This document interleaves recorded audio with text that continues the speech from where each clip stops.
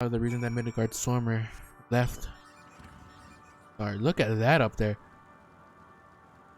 Yeah, might be the reason why Midgard Stormer left his star. Something resembling an aetheryte.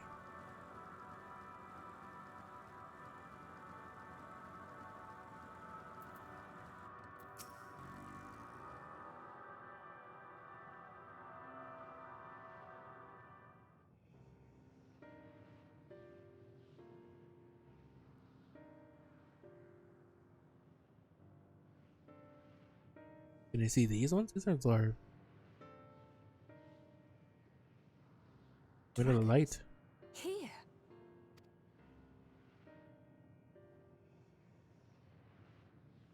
What you see is a memory of a world that once was.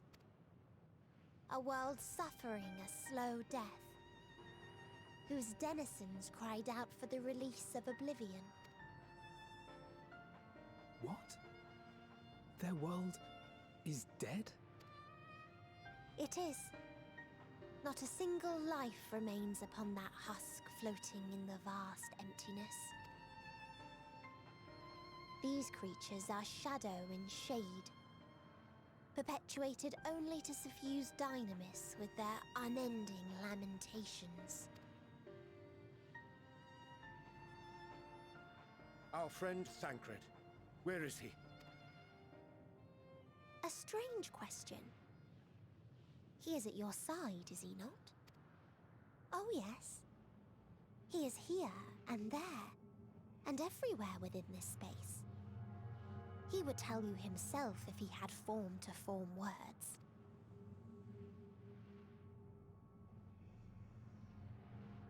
Huh. Such loathing and uncertainty. You don't know why you still exist, in like manner to the oblivion I send. I tried to drown out your ether with dynamis, beginning with this Thancred, who came at me despite being unable to breathe. Such a simple thing, unmaking men. In the blinking of an eye, he was gone. Didn't even have the chance to be transformed. Yet somehow, he managed to leave a slither of himself behind. What you call the heart? Or perhaps the soul. In his final moment, he cried out from it. A single word. Survive. That wish proved stronger than the despair that ruled here. It overpowered it, causing this space to be remade into a place you can perceive, and where life can endure. That you draw breath is proof that his soul lives on. For how long, however, remains to be seen. Well then, we should hurry and tend to business. Huh?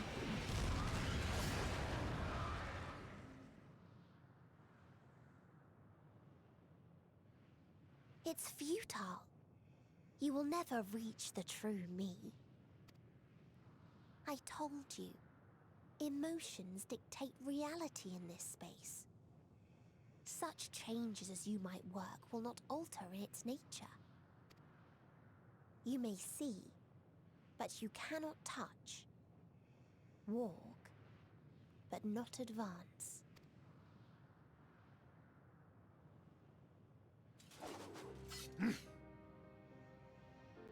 Meteion holds too much sway here. How do we contend with a foe who can unmake us on a whim?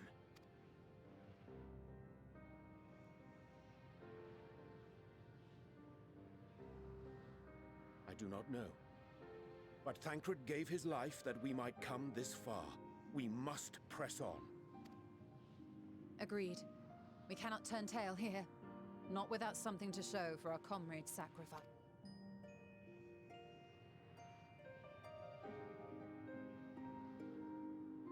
Oh, she did say emotion here. some way we could take control of Dynamis.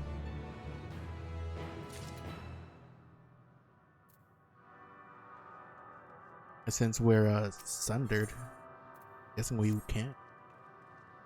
Soul without body, a form of being with which we are not wholly unfamiliar. Indeed, for we existed in a similar state when residing in the first. The circumstances are rather more dire than that, 'tis true, but I choose to believe he is not forever lost to us. Regardless, in sacrifice he hath afforded us a chance to prevail. Let us not squander it, and ascertain the nature of this realm, that we might confront and defeat Meteon. Estidian, Ceres, would you accompany me in speaking with these dragons? Mayhap they can enlighten us. I would ask the rest of you to survey these surrounds. If there is a path that may lead us to our quarry, we must find it. Very well. We can reconvene here when everyone has finished. Meteon said these dragons are shadow and shade, from a world whose denizens sought oblivion. As such, they're not like to be amenable to company, let alone conversation. So please, be careful.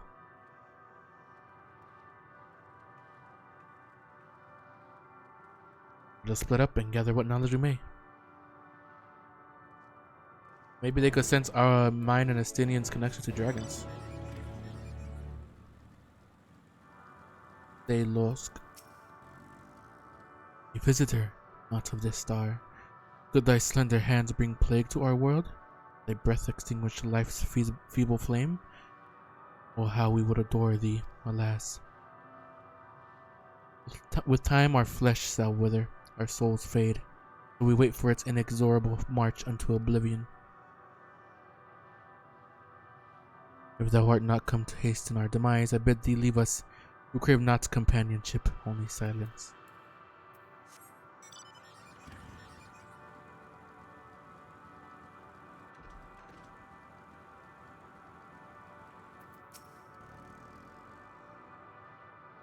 Beyond that distant veil, paradise lost, so glorious, so beautiful. We were a proud and noble race, strength embodied, we knew only love before they came. Metal monstrosities of black and silver, no bonds of blood did they share, nor conviction did they have to guide them. Crushing defeat, never had we known such shame. Stilled now are the winds, though none could fill these wings burdened by ignominy. We fly no more, only sink into oblivion. Over, so someone came.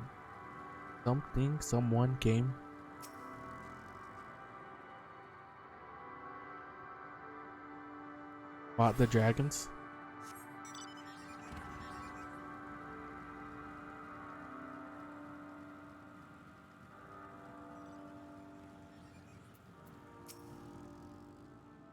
Thou wouldst bid me speak? Folly. I observed the lesson of stone. I shall not fly, nor speak, nor roar, only watch and wait and end. But one sight yet stirreth my blood, tempteth me to raise my voice in lamentation. Nol, the cradle of unsung dragons. No words, no songs are possessed of the weight that's it to describe such tragedy. Go, if that be thy will.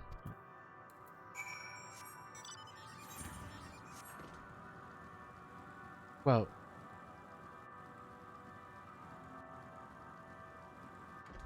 damn it.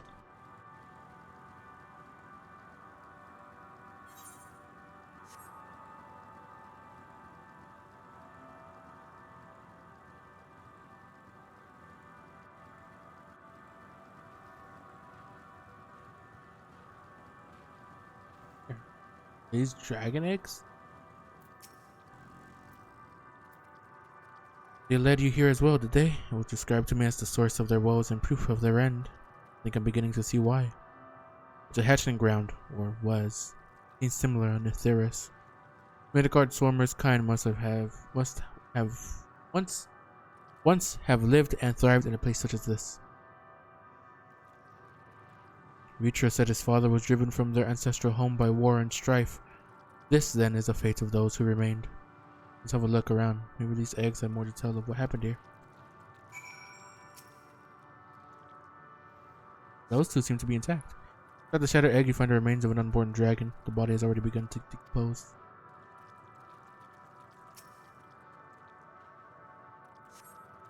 A murky liquid has pooled inside the eggshell. The noxious feature is indicative of contamination.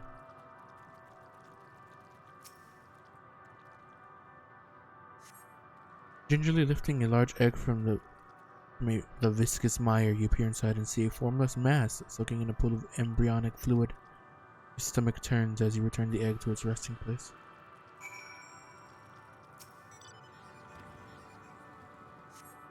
The egg appears to have been broken from the inside out. Perhaps the dragonette within succeeded in hatching. What's this? I thought all the eggs had been ruined. The dragonette was indeed hatched. There is no sign of it here. Or its sire, for that matter. We should look for them. Start with the cliff tops and I'll search the plains.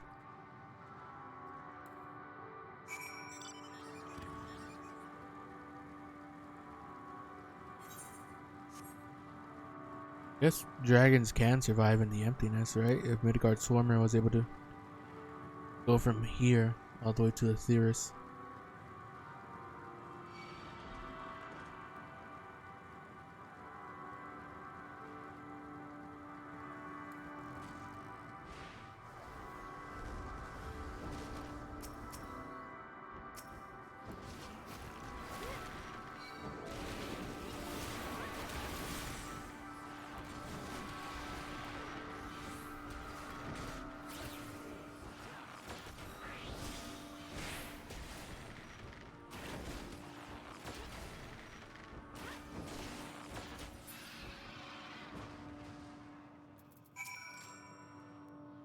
Ooh.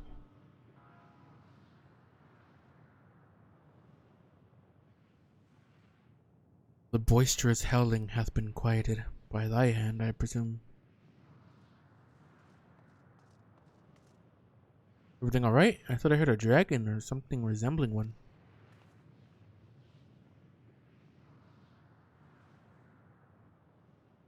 I see what's happened here. Is that your child? Perhaps. Some eggs within Amnol are indeed mine. If life within one did quicken, the beast thou hast slain may be of my blood. Yet I do not recognize it, twisted and malformed as it is.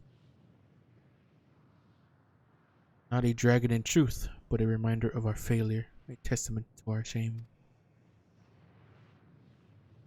Explain.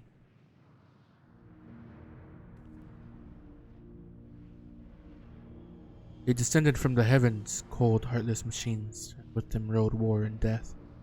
With fire and fury, rage and rancor, we gave answer. It was a long and bloody battle, but only the beginning.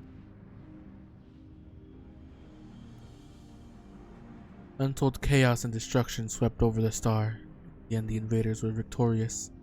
Yet when they looked upon their prize, they deemed it unfit for requisition. We were abandoned to our ruin. The survivors sought to put away their shame, to rebuild. Futile effort. In purest soil replete with ether did we once cultivate our nesting grounds, but our lands were barren, and any eggs nurtured in such desolation were fated to rot. What few survived to hatch emerge as abominations. We shall have no new progeny.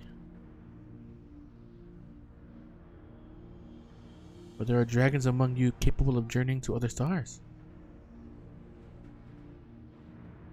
That there are, many would make the attempt, each bearing a clutch of eggs. The richest stars were home to the harshest rulers, and the arrival of dragons incited contests for supremacy.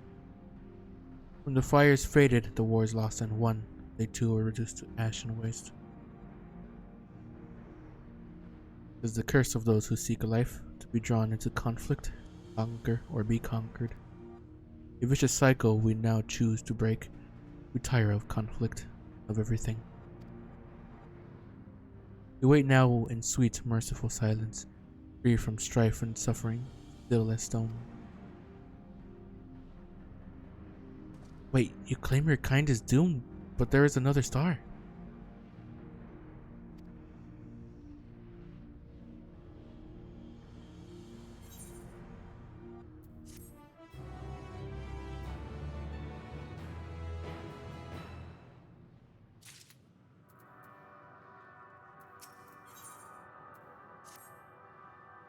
They want only to brood in silence, to be left alone with their grief until time itself comes to an end. The sole reward for senseless bloodshed, a pain I understand. and wished that I did not. What fools we were. But now isn't the time for such thoughts. The others will want to hear what we've learned. Come.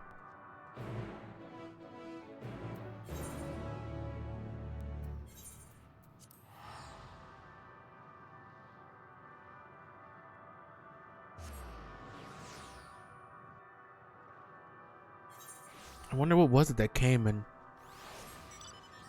well, practically wiped him out. Were you able to establish any meaningful contact with the dragons?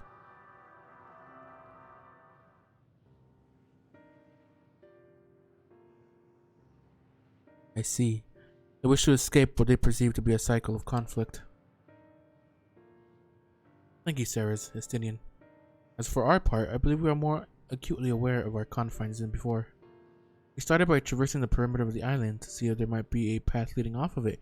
Sadly, there is nothing to be found. No small amount of debris floating about. Would there be enough to serve as a bridge to lead us elsewhere? Consider that, and so I tried throwing a stone onto a potential platform to judge its integrity. But it never reached its mark. As I crossed an invisible threshold just beyond the boundaries of this island, it vanished, only to reappear above me and fall at my feet. I would not be too quick to presume that we see outside this space as it appears.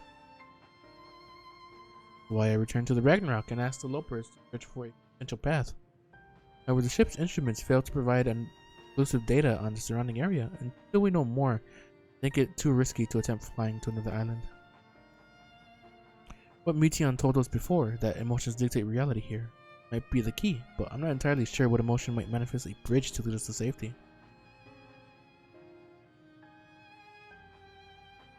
What you're saying is, we've no way forward?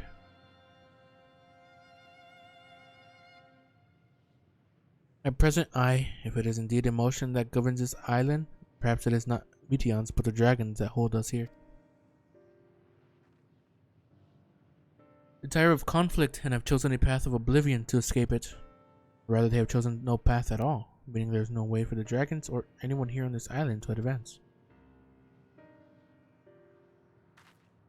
Sound theory, disheartening though it may be.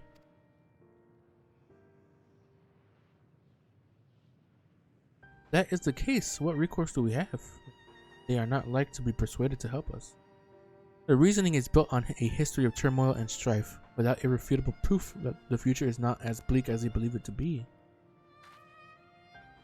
Mayhap persuasion is not the answer.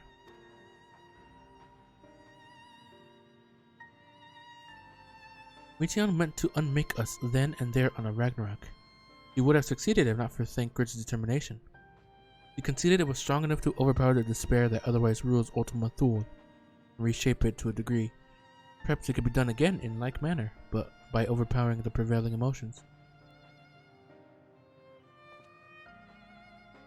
It was Ultima Thule's architect Meteon herself against whom Thancred did pit himself in a clash of wills.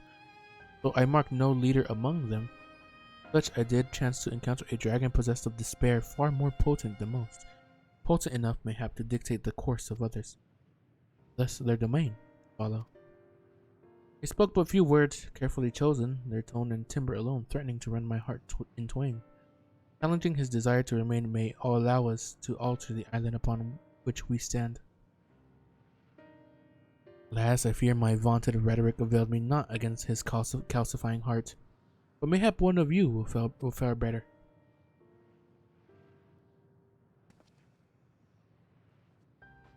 Then I shall guide thee. I'll end, they call him. The dragon tongue, thou wilt find him nearby, eyes fixed upon the water. What have we to lose? Let's get going.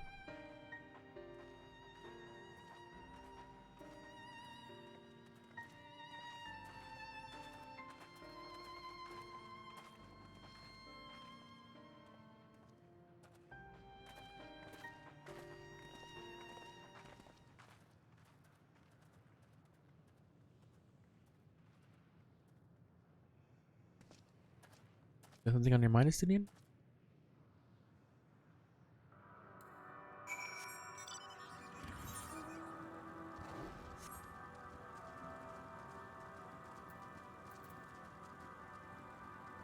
Oh, let's meet. Big old dragon. Might have been a leader of some sort.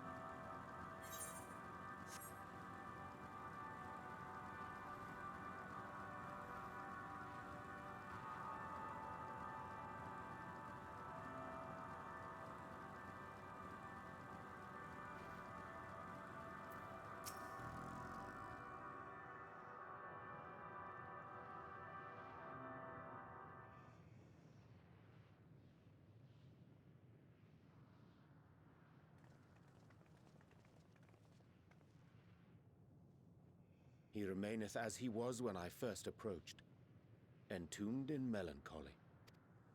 I see. Perhaps I could... I'll handle this. Ooh.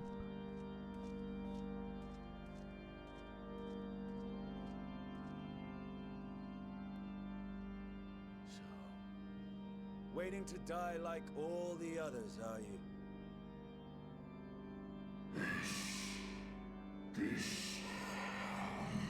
Aye, our pride is crushed and our souls corrupted. The winds are stilled and the heavens offer no comfort. There is nothing left of our kind. Our long lives a curse as we await the end. Still as stone we shall become. So you say. Yet your kind has found a new beginning on our star. One of you braved the expanse, bearing with him a clutch of eggs. They and their children now rule our skies, their song heard by all. Our kin on another star? And yet, fondly do I smell the blood of my brethren. Were they drawn into discord and war on their new home? They were. They suffered much, and repaid their suffering in kind.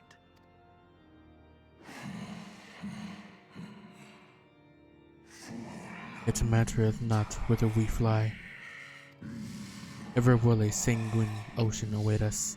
Ever will retribution's wheel turn. And so, on the last of my pride as a dragon, I break free of this wheel. I renounce conflict, exile myself from the other, never again to be touched by the flames of hatred. Had your brethren made the selfsame choice, my family might still be alive. Yet lasting peace does not come to those who simply retreat from conflict. No, you must be willing to confront it, to stare into the face of your foe, and see yourself in him. Only then can you break the cycle of torment and tragedy. This lesson, a dear friend taught me at the risk of his life. There is no nobility in your penance. You wallow in self-pity. And after everything we've endured, we will not let you stop us.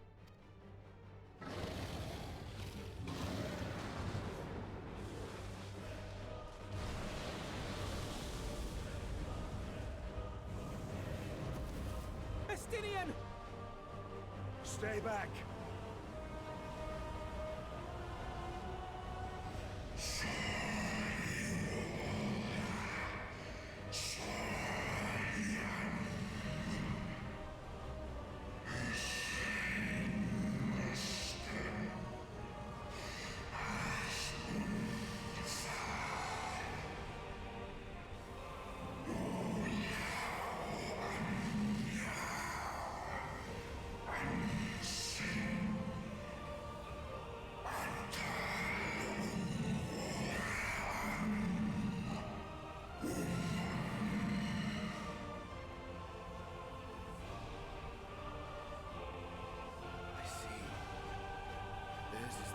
That bars our way. The rest is up to you.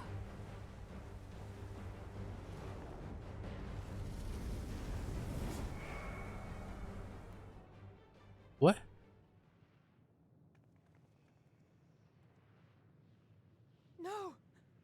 not Estinian too?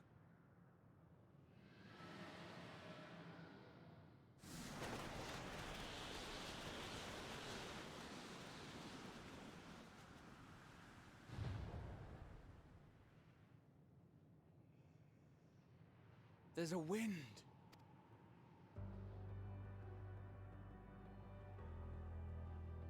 He's opened the way for us. Sacrificed himself to remake this place, like Thancred did. Oh, Alphino.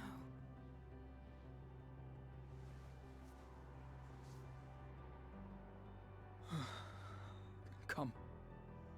Let us follow the wind. It will not lead us astray. He would not.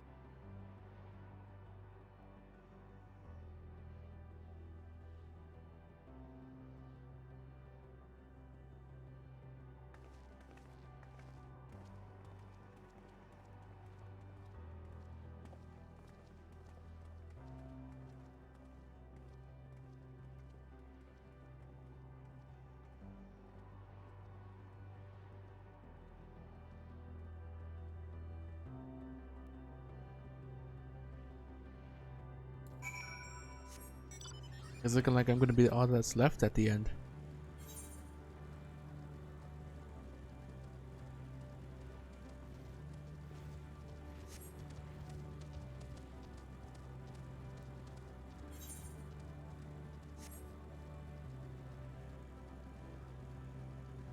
The music is starting to change too.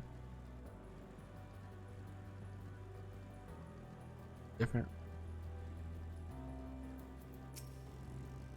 Look there, the wind. This is Estinian's doing, I'm sure of it. We should ride its flow and see where it leads.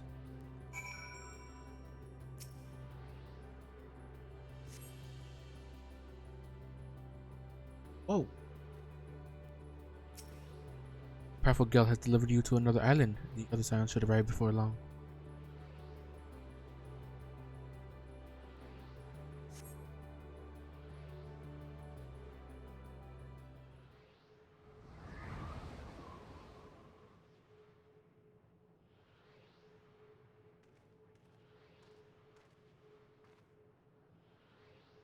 He did it.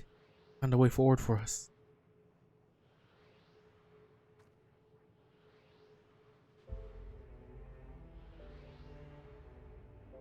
The dragons remained trapped within a prison of their own making, lamenting the horrors of war, yet Estinian knew them better than most. He was a man of honor and a dear friend, willing to fight to the very end for what he believed was right. He's still fighting, Alphino, just like Thancred. Their sacrifices are why we can survive here, why we still have a chance to stop her. Even in spirit, they're unwilling to give in to despair, and we mustn't either. Leze is right, we must press on for their sake.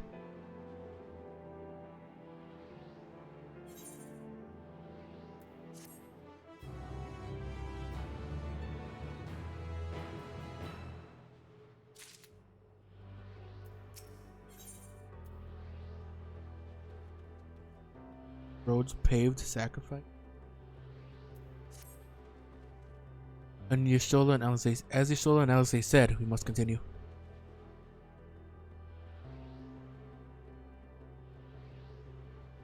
Notice the change in our surroundings? Perhaps it's the memory of an altogether different world.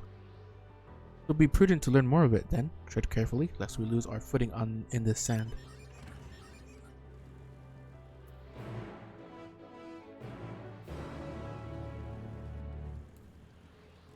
So that was the remains of the star for the dragons. How about this one?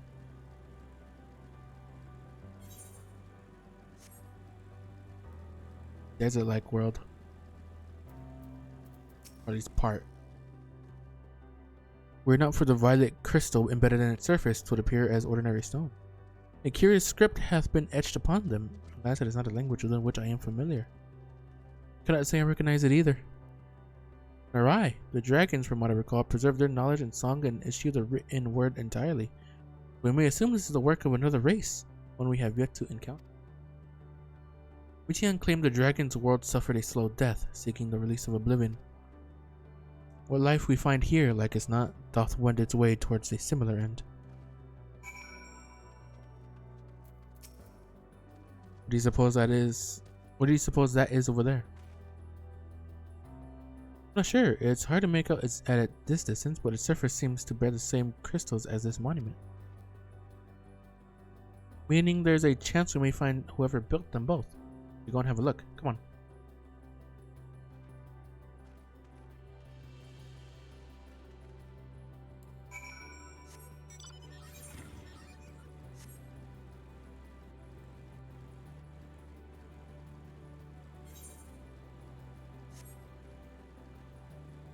Hollow of the Flesh.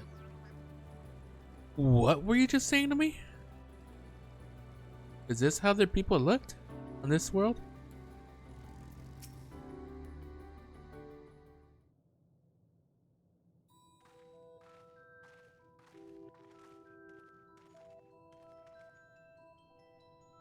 Hail, travelers. This is a most unexpected occurrence.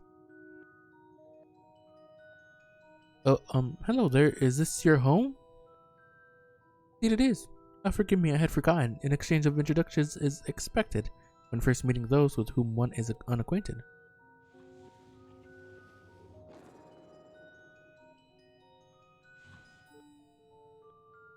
When a vibration of vocal folds was still required to convey our thoughts and intention.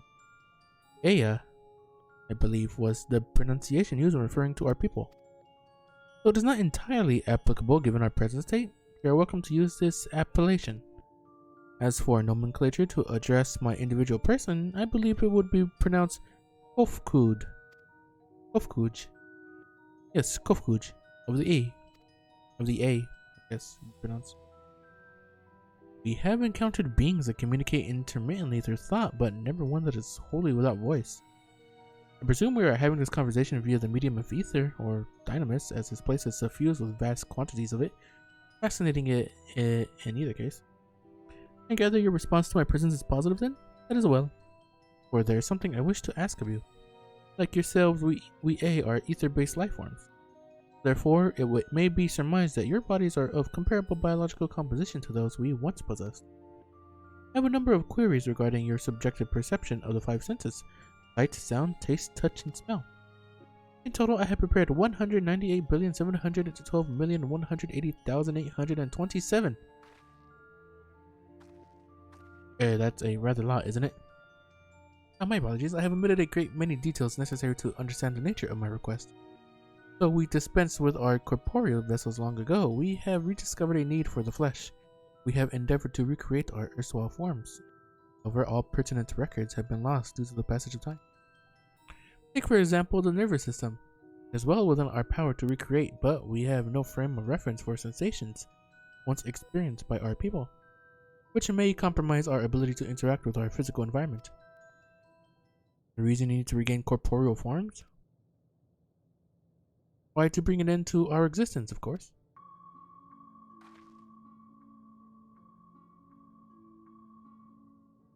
Though need is perhaps too strong a word, it would be a simple matter to unmake ourselves through use of etheric exsanguinators.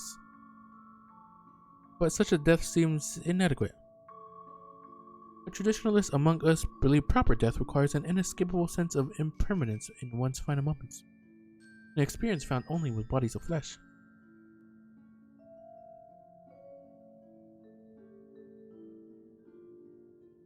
We should very much like to hear more of your plans. In exchange, we will answer any question you have to the best of our ability.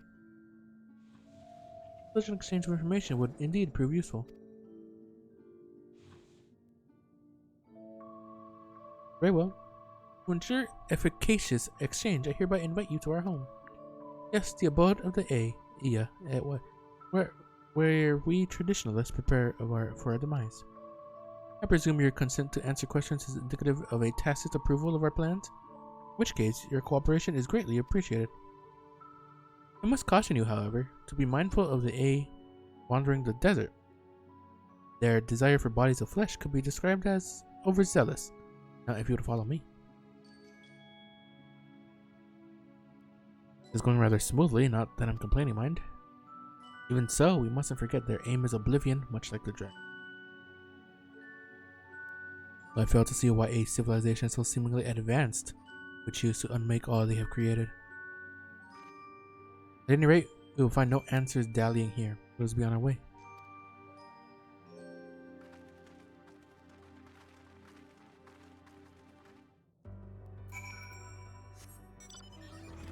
We're going to find out how exactly they became like this.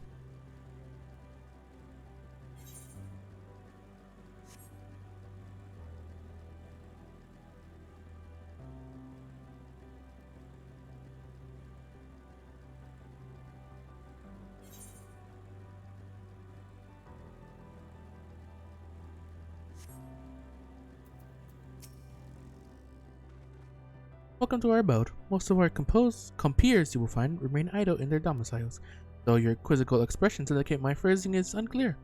I speak, of course, of the violet crystalline constructs hanging from the stone structures there. You say they remain idle, but what of your work to regain corporeal bodies? Astute question, and understandable, given your finite nature. We have no desire to pursue our research, for it is no longer necessary. If, in our idleness, we are struck by a sudden inspiration, we rise to pursue said inspiration to its conclusion. That is why I was present for your arrival, why I continue to engage with you still. But while the others are not currently in a mortal state, rest assured they would not object were you to disturb their respite. You need only cast your thoughts towards one of their crystalline domiciles to communicate.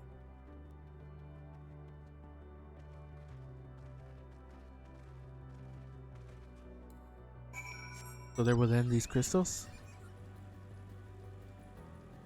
That's what it means by they don't have corporeal forms anymore. Cast your thoughts towards the crystalline domicile, but there is no response.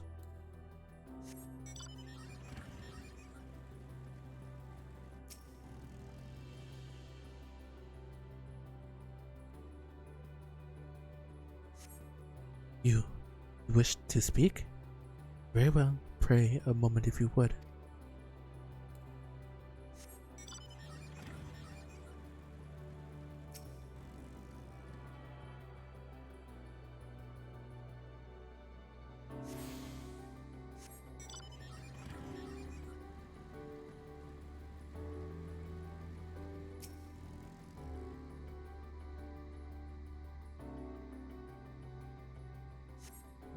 Why we seek our end, you ask? If you wish to know, I will tell you.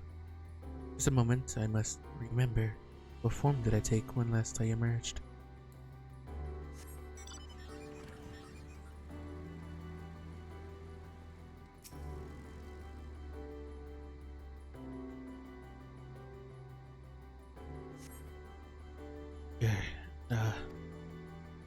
Strange moaning comes and goes, but soon fades into silence.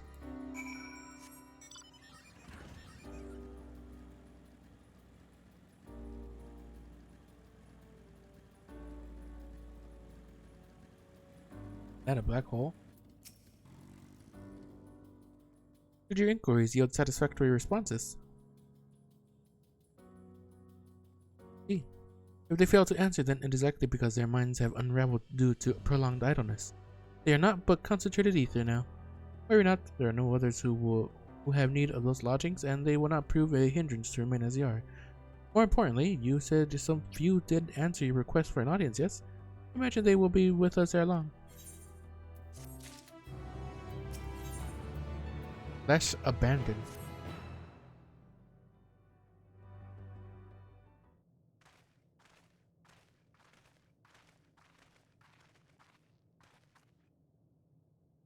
Had no luck, but everyone else fared well enough. Quite a few A have awakened. Ah, there they are.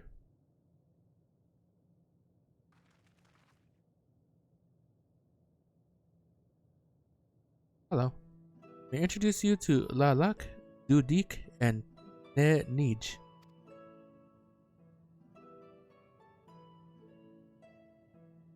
It has been too long, Kofkuj. They say Saturn IV has since completed an orbit. Indeed, until the travelers brought it to my attention, I hadn't noticed how unraveled some had become. Travelers? Of course, the ones who wish to know why we seek to regain corporeal forms. The truth of the matter is as plain to see as the neighboring systems, but my single account would fail to satisfy the requirement for scientific objectivity, thus did I bid them awaken you. Am I the only one who struggles to tell who is speaking? Nay, thou art not. The absence of corporeal forms and the divergence they afford, and such similarity in voice is unavoidable. By the way, Kovkuj, have you already observed the requisite custom for the travelers? That which one is expected to do when receiving guests, a matter of proper form.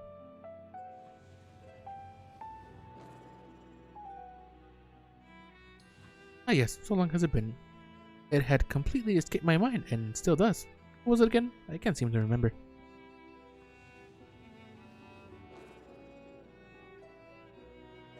Neither do I. Pity, I was hoping you would. Perhaps we can search the archives for the answer. Come down then, Leech. The archives have long been frozen, lest we subject ourselves to further dolor. Surely you recall that much.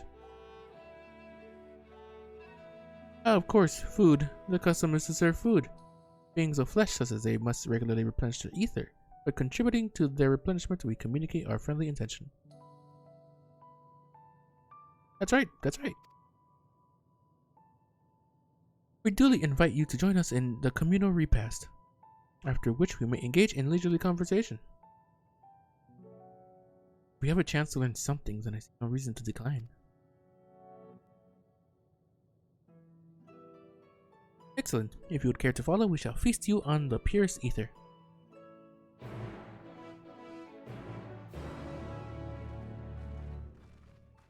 You're gonna feed us ether?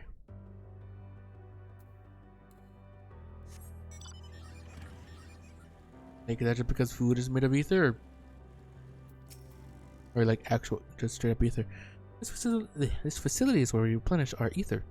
There is no particular name for it, but we traditionally sometimes use the word restaurant. Now then, if you would take your place with your comrades, the space will soon be awash with purest ether.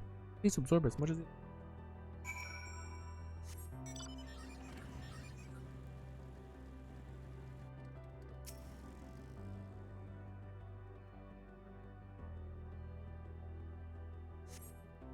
Brace yourself for a rush of sweet, sweet ether. Nothing seems to happen. Perhaps you need to wait a little longer.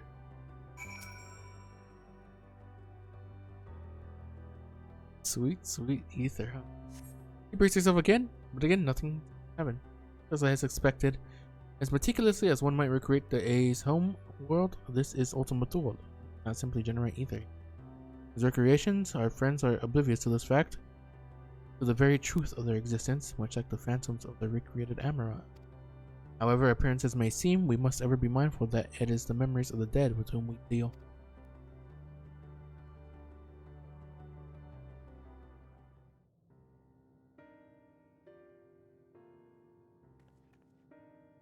So, did you have your fill of ether? Alas, we couldn't absorb it. A deficiency in our forms, it would seem. Oh, how very unfortunate. May I ask how you normally replenish your ether?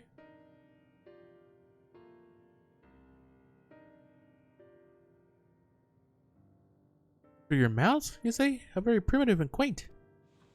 To think that their mouths serve not only to expel sound, but to draw in sustenance besides. Such life forms have long since vanished from our systems.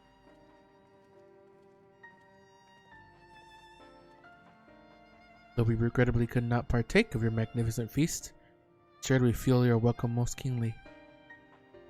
In the course of acquainting ourselves with your sophisticated ways, however, we could not fail to but wonder, wherefore do you wish to obtain vessels of flesh, and thence to vanish?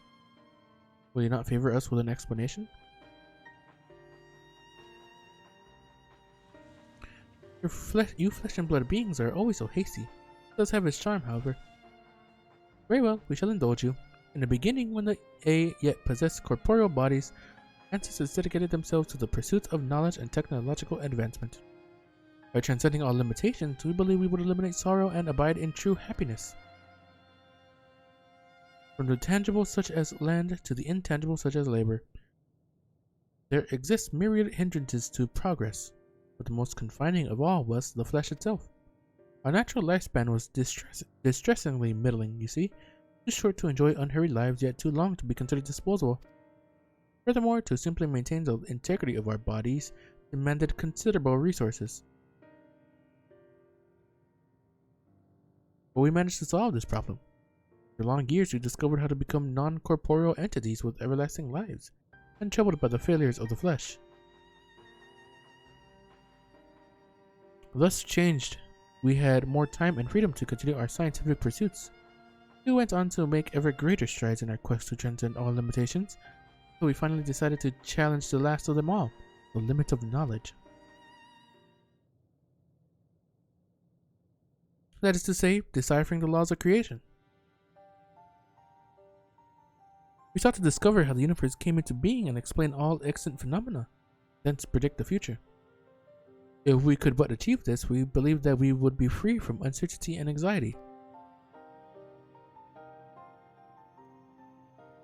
Did you find the answers you sought?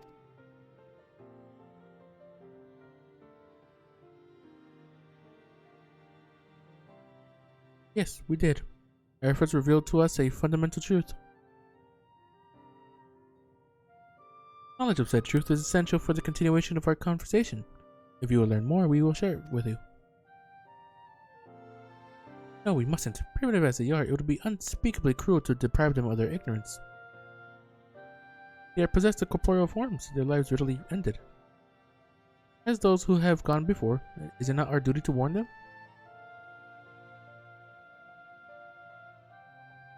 What thinkest thou?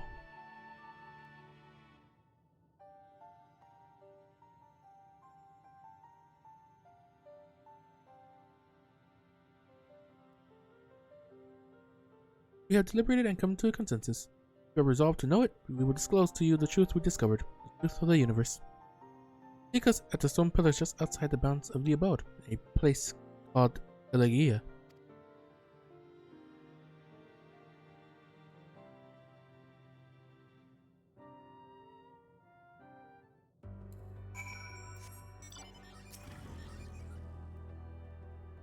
Fundamental truth. You will hear it, of course. Let us learn what has led such an enlightened people to violent end.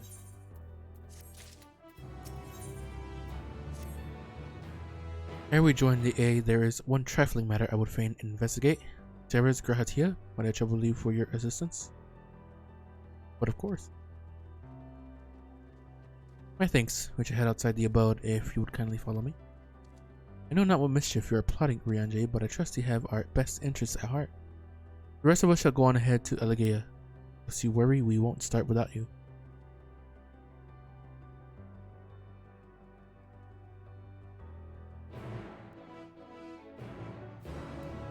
Huh.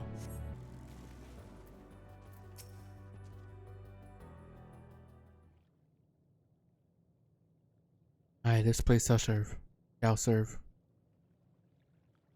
Is it the spring that you wish to investigate?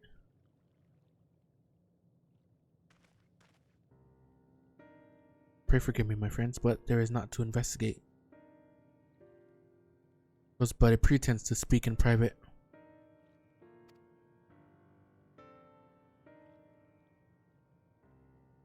You have our undivided attention.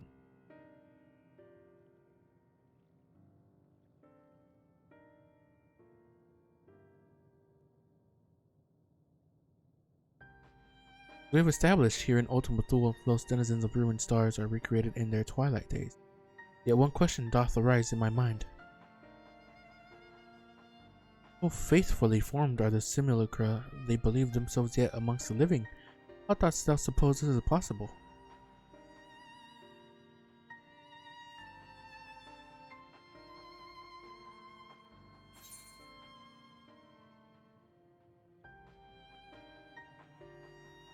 I don't know, maybe Mityan has taken their hearts unto herself?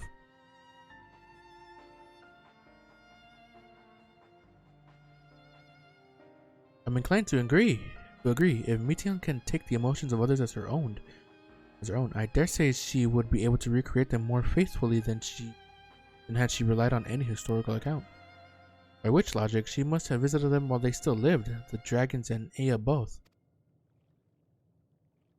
So too did I theorize, and, upon that assumption, consider how those two races may have met their demise. According to thine own tale, Metion perceiveth the emotions of those nearby as her own, a heightened sense of empathy intrinsic to her nature as an entelechy. In the course of her star-faring journey, if she encountered beings who strongly desired a cessation of their existence, she would be powerless before that desire. Even as she possesseth the power to grant it, the power of Dynamis, it is my supposition that, overwhelmed by their longing for death, Metion did unleash Dynamis and usher the dragons in Ea unto their doom.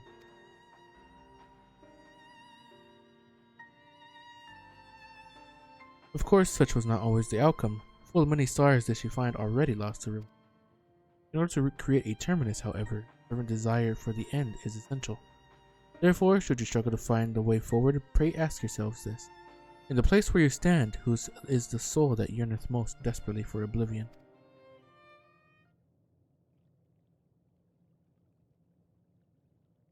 You tell us this now.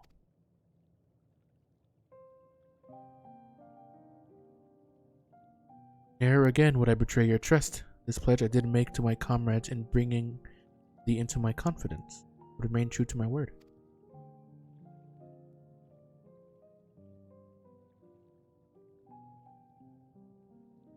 As for thee, let us consider it my fitting reward for the secrets I harbored for the Crystal Exarch.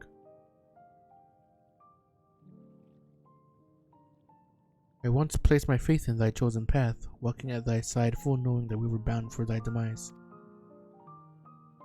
I ask now that thou returnest the favor, and abide in faith as I fulfill mine own destiny. If you say my debt has come due, how am I to refuse?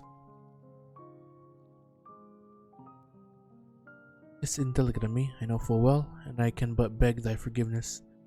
Yet, even if I must needs go to such lengths, I cannot well feign ignorance of the answer I have found. The answer to the question, in what moment might I stand strongest?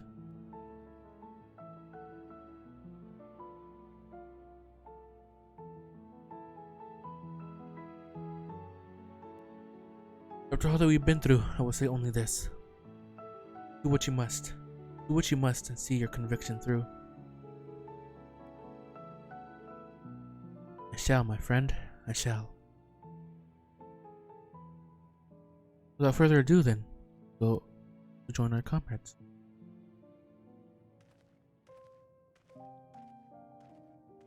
Gonna try to give up his life to let us have our way forward. Let's be off to the Legia.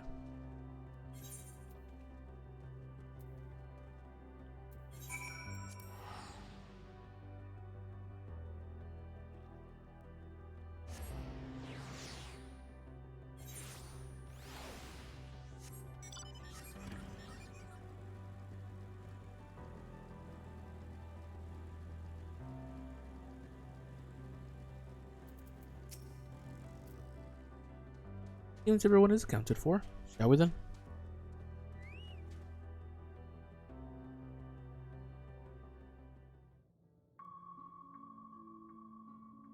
Please continue. Tell us about this truth you discovered. Very well. Bear in mind, however, that the purpose of this conversation is not to impart scholarly knowledge, for such requires that you comprehend the subject matter, which you will not. We will forego the intricacies of our scientific methodology and deal only with the conclusion, the end of our society and our world. We acknowledge, with regret, that your star is in the midst of the same panic-induced cataclysm that befell Deneb 3. As such, in order to avoid causing undue distress, we will refrain from explicitly stating how much time you have remaining. You are entirely too kind. I pray you recount your tale as you see fit.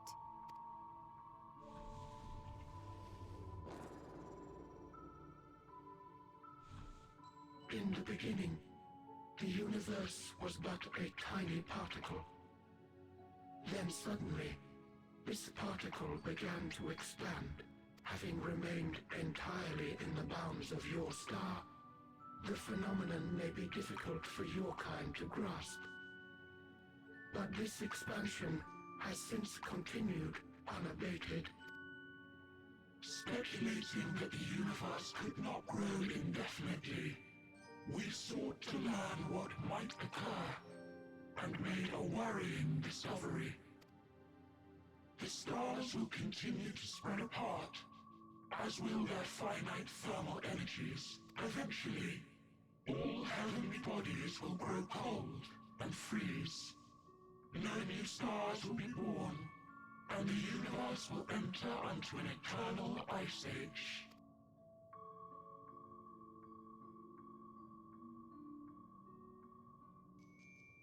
In hopes of proving that this determination was erroneous, we scrutinized our research from all angles, even as we sought to avert the everlasting winter.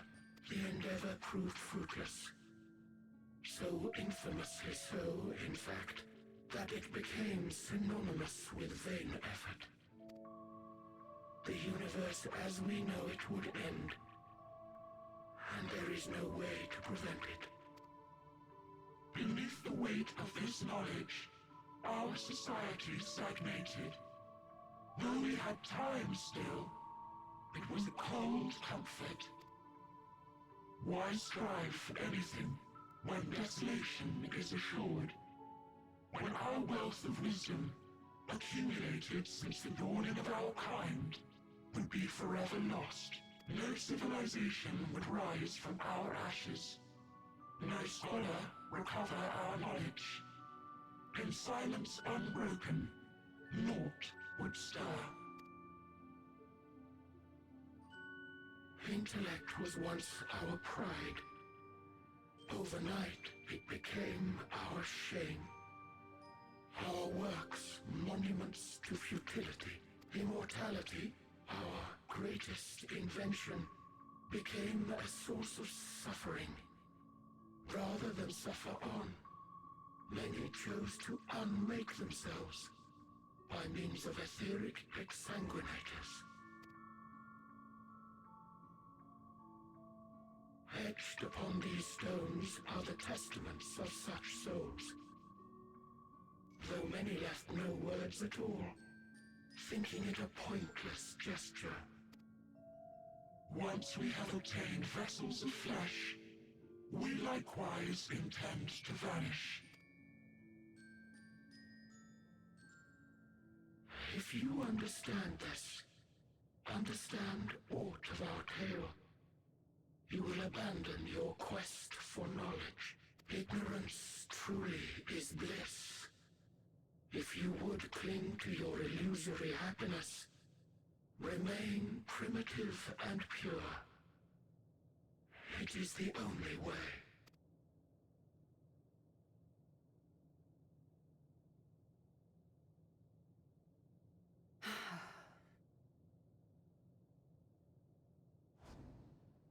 So that's your story.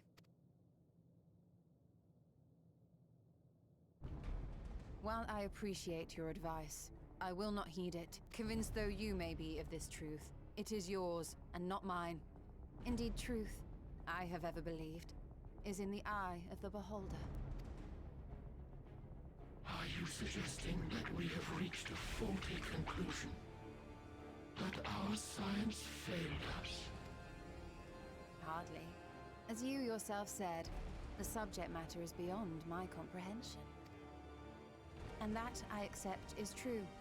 I do not possess the knowledge to prove or disprove your conclusion. In my mortal years, I doubt I could even approach the wisdom of the air. But of one thing am I absolutely certain. I would not be happier in ignorance. Y'shtola, no! You mustn't!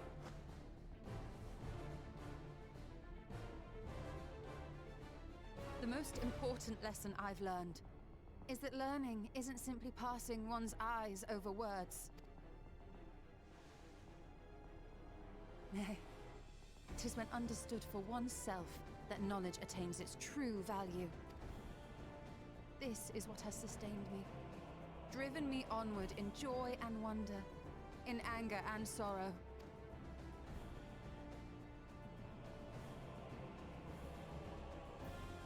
The universe may end, and all may be for naught, but I will live as I always have. I will always seek out new knowledge, and no conclusion of yours, no matter how grim, can dampen my desire.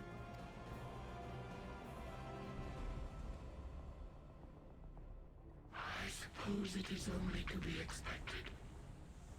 Their feeble minds cannot fathom the terrifying gravity of it all.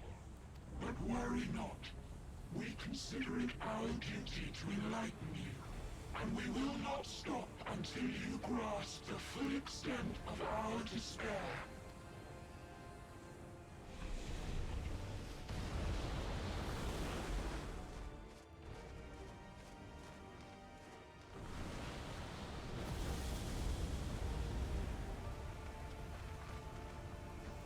Keep calm and listen well. Though my body will soon dissipate, there may be a way to restore it.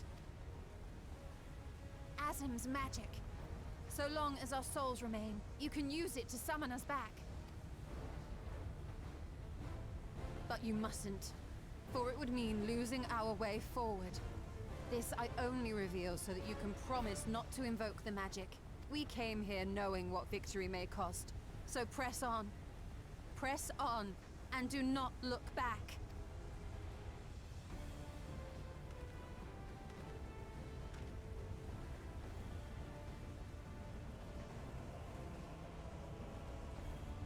I shall join thee. As subterfuge is not required, thou shalt not suffer for mine absence. Mariange. My resolve hath never been as strong as thine. Full oft have I wavered in my decisions, and afterwards been stricken with regret. In spite of this, I may still stand with my comrades, supporting them as they attempt the greatest of feats. This truth I have learned in the course of our journey. And many though my shortcomings may be, I may also claim to excel in prophecies. My studies, into which have granted me the flexibility of mind needed to bend this malleable reality.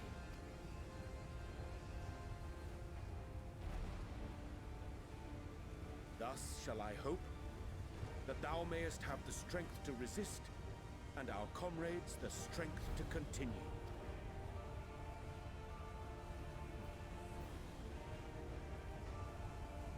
With you to urge us on, how could we possibly fail?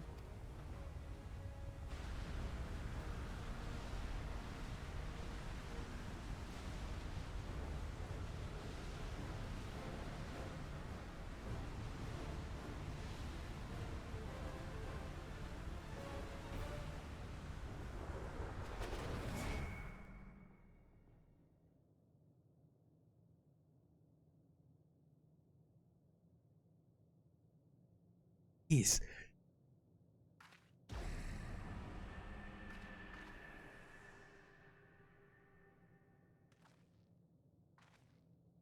What's this?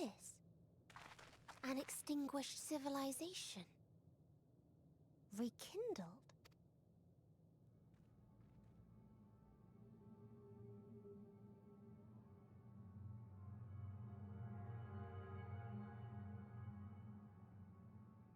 That's right. Our quest doesn't end here. We'll press on, and we will find you. There. That's where you'll find me. Is that another star? Of the stars we visited, most were already devoid of life. And where there was life still, the inhabitants wished for death. But even death, we learned, isn't truly the end. It is but a part of the cycle of rebirth.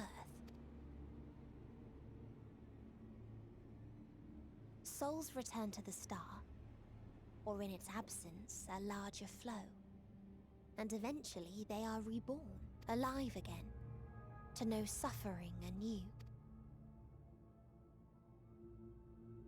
True salvation lies not in dying.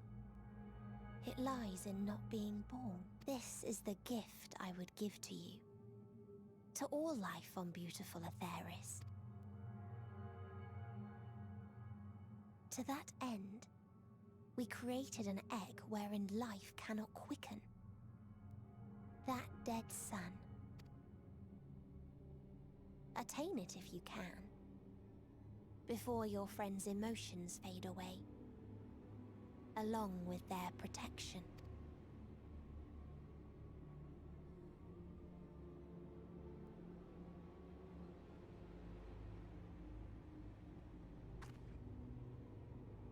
Son?